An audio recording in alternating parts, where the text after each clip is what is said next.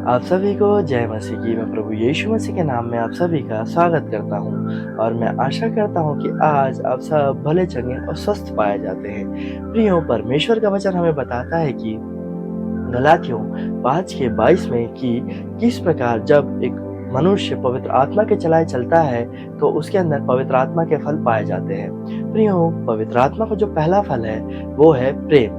आज हम इस बात को समझना है कि क्या हमारे अंदर परमेश्वर का दिया हुआ या पवित्र आत्मा का पहला फल है कि नहीं। परमेश्वर का वचन हमें बताता है यूहन्ना 3:16 में कि क्योंकि परमेश्वर ने जगत से ऐसा प्रेम रखा कि अपना एकलौता पुत्र दे दिया ताकि जो कोई उस पर विश्वास करे वह नष्ट ना हो परंतु अनंत जीवन पाए।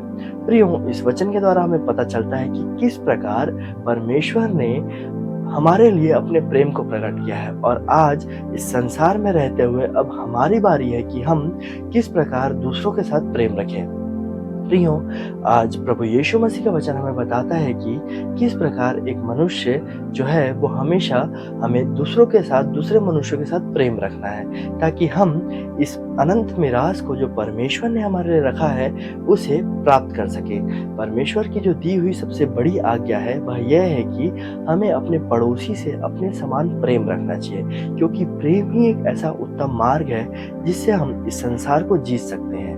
प्रियो, आज हमें इस बात को अपने जीवन से समझना है कि जब कभी हमारे अंदर या बदले या ईर्ष्या की भावना आती है तो हम इस चीज को, इस बदले और ईर्ष्या की भावनाओं को हटाकर उस मनुष्य से प्रेम रखें ताकि हम उस प्रेम से उस सामने वाले मनुष्य की स्वभाव को बदल सके।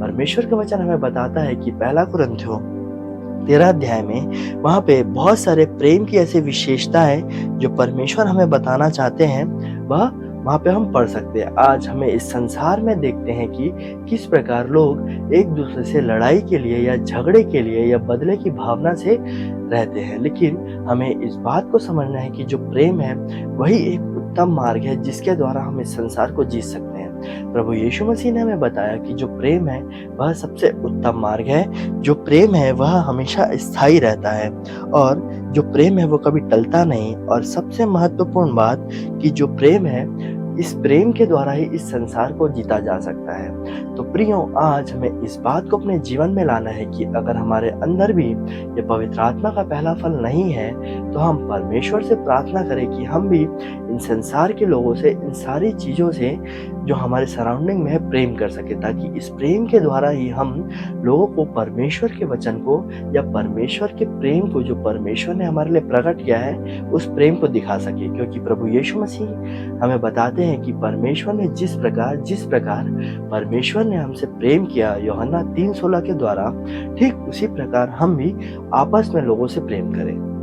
मैं आशा करता हूँ कि परमेश्वर ने इस छोटे से वचन से आप सबसे बातें की हैं और अगर आज हमारे मन में या हमारे जीवन में यह पहला फल जो प्रेम है नहीं पाया जाता है तो हम परमेश्वर से प्रार्थना करें कि परमेश्वर हमारे जीवन को ऐसा बदले कि हमारे अंदर भी यह परमेश्वर के पवित्र आत्मा का पहला फल पाया जाए। परमेश्वर आप सबको आशीष दे। आप सभी को जय मसीह की।